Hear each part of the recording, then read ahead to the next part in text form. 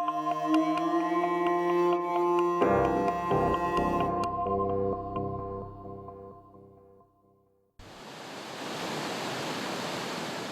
City Summer Opera started out with Karen Brooks, who was our founder. She said, I'd like to create opera in an alternative venue and bring it to the summer in Minneapolis. So we went on a walk and she showed me some of the different places that she was considering.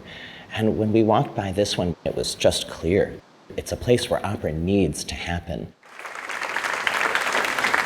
Hello everybody, I'm David Lefkowitz. I'm the Artistic Director of the Mill City Summer Opera, and I wanted to welcome you to our inaugural final dress of Pagliacci.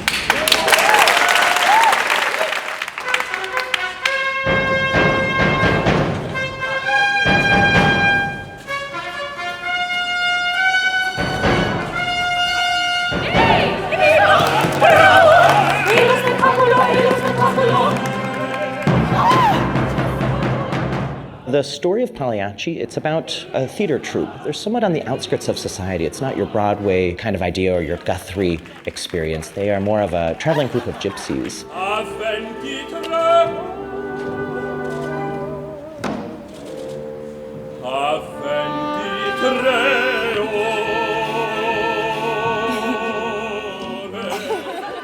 Everybody seems happy. They come into this town that they've visited many times before, and you see them perform a little bit in the beginning for the town. But from there we realize there's actually some tension happening.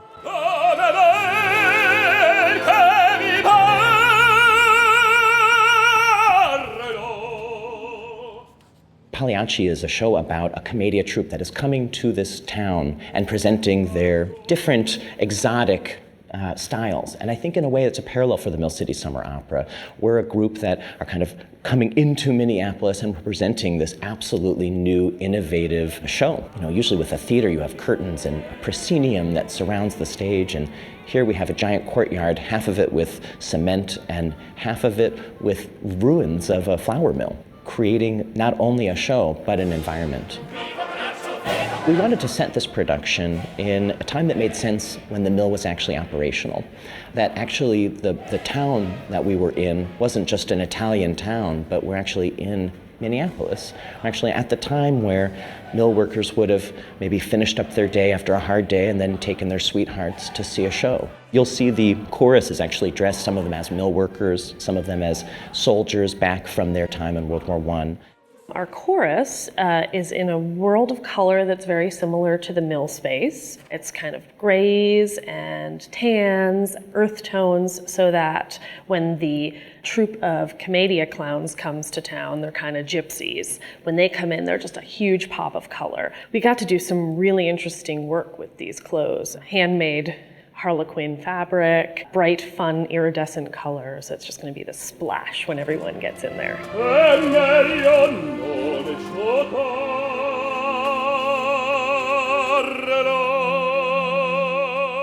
Two of the troupe's leaders, Tonio and Nedda, are married, but their relationship is somewhat of a stormy nature. Tonio has a huge temper, and Nedda has a few gentlemen possibly on the side. I play the part of Tonio, who he's kind of the schemer of the group. He's had a crush on Nedda, the soprano, for as long as he can remember. He's madly in love with her. He tells her, and she says, no, not a chance.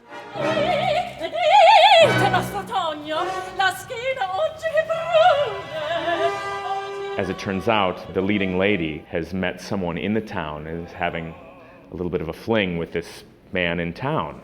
Tonio actually stays around and watches, in a voyeuristic sort of way, watches her having a relationship with Silvio. And I make it known to her husband, who is also part of the acting troupe, that she's met this other man.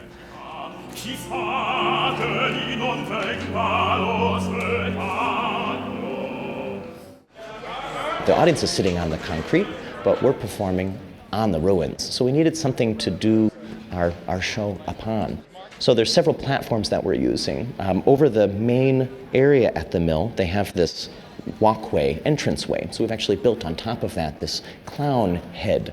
The bigger idea that I talked about with David was that, that they had found this site and they're doing this opera. And so they had kind of amassed all these pieces to tell their story. So the main part of the set, which is the clown head, is maybe a found sign.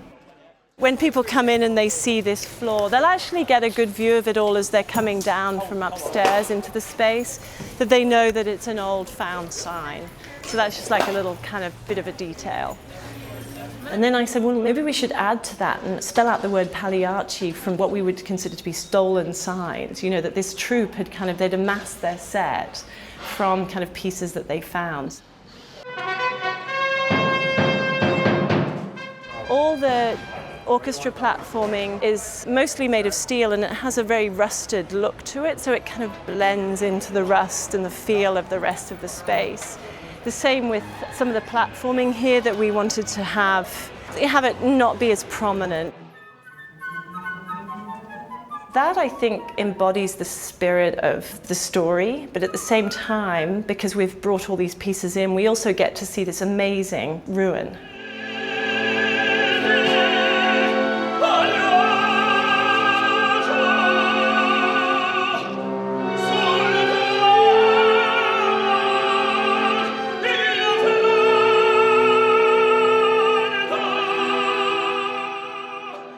The end of Act One is a crashingly sad aria of Tonio's realization that he might lose her, and how difficult it is to be the clown, to have that smile, to be laughed at, even when he is sad as well.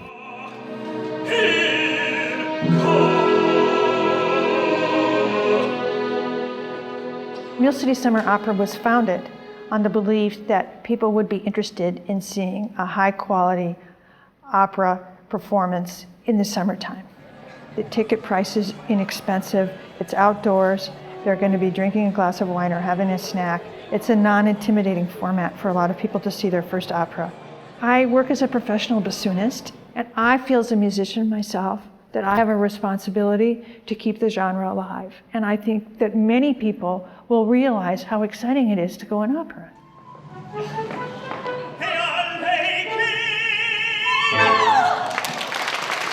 Then it's Act Two, and the commedia starts.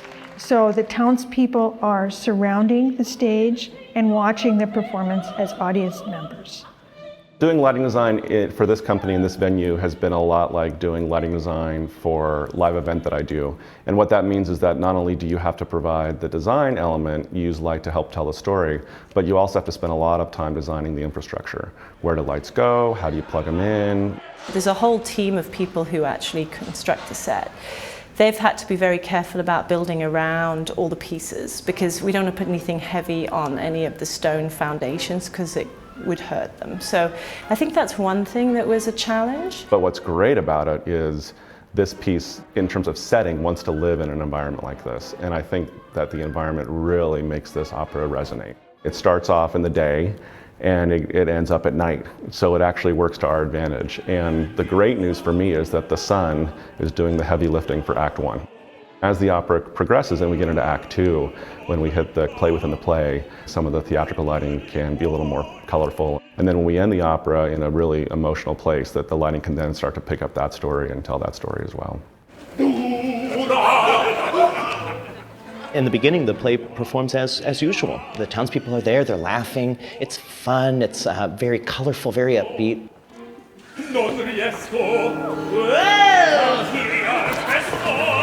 But then Tonio comes in towards the end of the play, and we're not quite sure whether he's in or out of character.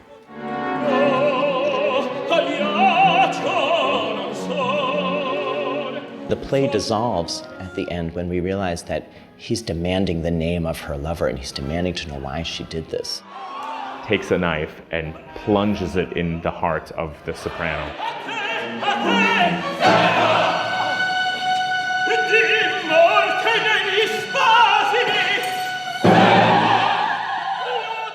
The audience thinks it's part of the show at first, and then they realize when her boyfriend comes out of the audience and says, no, Nedda, I'm here to help you, and then he stabs him, then they realize this is not part of the play.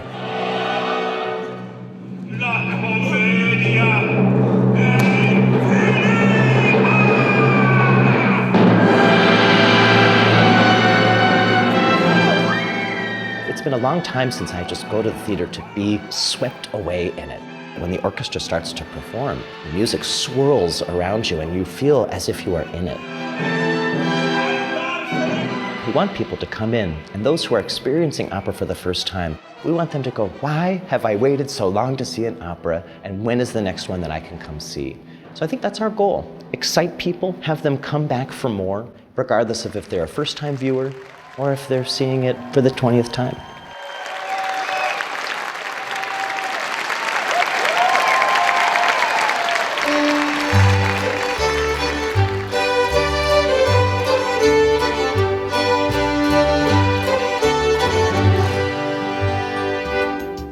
Minnesota Original is made possible by the State Arts and Cultural Heritage Fund and the citizens of Minnesota.